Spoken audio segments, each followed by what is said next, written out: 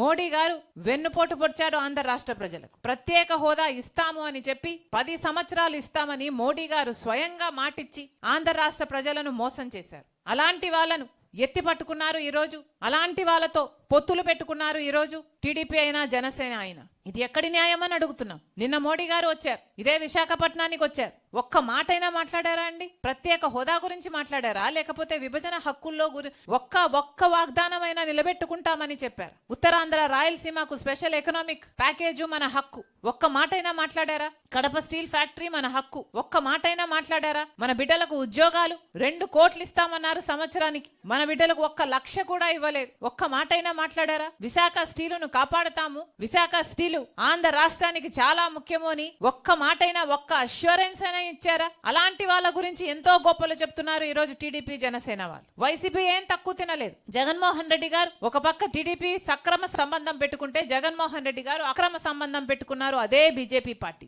ఈరోజు జగన్మోహన్ రెడ్డి గారిని ప్రశ్నిస్తున్నాం. మోడీ గారు మన రాష్ట్రానికి వచ్చారు, ఒక్క మాట ప్రత్యేక హోదా గురించి మాట్లాడలేదు, విశాఖ స్టీల్ గురించి ఒక్క మాట అష్యూరెన్స్ ఇచ్చి పోలేదు. మరి ఎందుకు ఊరుకున్నారు అని అడుగుతున్నాం. ఎంతమంది దళితులు మీకు ఓట్లేశారు? మీకు గొప్పగా చెప్పుకుంటున్నారు కదా మీకు పర్సెంటేజ్ వచ్చింది, ఎంత పర్సెంటేజ్ వచ్చింది అని. వాళ్ళలో దళితులు లేరా, ఎస్టీలు లేరా, బీసీలు లేరా? వాళ్ళు ఓట్లేస్తే కదా మీకు ఆ మాత్రమైనా వచ్చింది. మరి ఓట్లు వేపించుకొని కూడా రాజశేఖర రెడ్డి గారి వారసుడయ్యుండి కూడా అదే బీజేపీ పార్టీతో ఎందుకు అక్రమ సంబంధం పెట్టుకున్నారని అడుగుతున్నాం. ఈ రోజు వరకు కూడా అక్రమ సంబంధం కొనసాగుతూనే ఉంది కదా. రాజశేఖర రెడ్డి గారు ప్రతి సందర్భంలోనూ బీజేపీ పార్టీని వ్యతిరేకించిన వారు. ఎందుకంటే బీజేపీ పార్టీ ఒక మతతత్వ పార్టీ కాబట్టి. ఎందుకంటే బీజేపీ పార్టీ మతం పేరుతో, కులం పేరుతో చిచ్చు పెట్టాలి, ఆ మంటలో చలి కాచుకోవాలి. ఇదే బీజేపీ పార్టీకి తెలిసిన రాజకీయం కాబట్టి. బీజేపీ పార్టీ సిద్ధాంతం దేశ సంపదనంతా దోచిపెట్టి అదాని లాంటి వాళ్ళకి పంచిపెట్టారు. అందుకని రాజశేఖర రెడ్డి గారు వ్యతిరేకించారు. బీజేపీ అనుసరిస్తున్న వ్యవహారం ప్రభుత్వ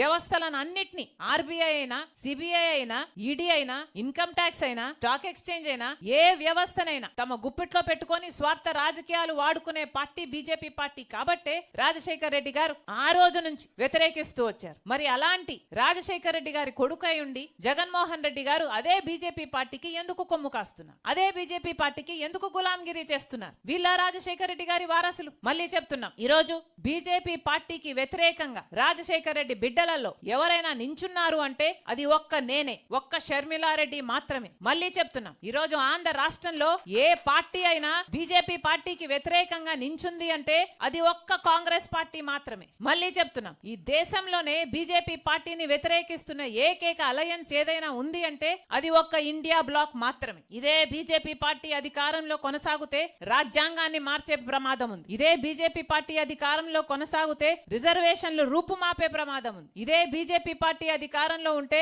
దేశ సంపదను మొత్తం అదాని లాంటి వాళ్లకు దోచిపెట్టే ప్రమాదం ఉంది. మన దేశాన్ని రక్షించుకోవాలంటే ఈరోజు కాంగ్రెస్ పార్టీ అవసరం. రాజ్యాంగాన్ని రక్షించుకోవాలి అంటే ఈరోజు కాంగ్రెస్ పార్టీ అవసరం. మహాత్మా గాంధీని, అంబేద్కర్ గారిని గౌరవించే పిలుపు. అందుకే చెప్తున్నాం, మళ్ళీ ఒకసారి డిమాండ్ చేస్తుంది కాంగ్రెస్ పార్టీ. ఇంత ఘోరంగా అంబేద్కర్ గారిని అవమానించిన బీజేపీ అయినా, అమిత్ షా అయినా క్షమాపణలు చెప్పాలి. అమిత్ షా గారు రాజీనామా చేయాలని, రాజీనామా చేయకపోతే మోడీ గారు ఆయన మంత్రివర్గం నుంచి తొలగించాలని డిమాండ్ చేస్తుంది కాంగ్రెస్ పార్టీ.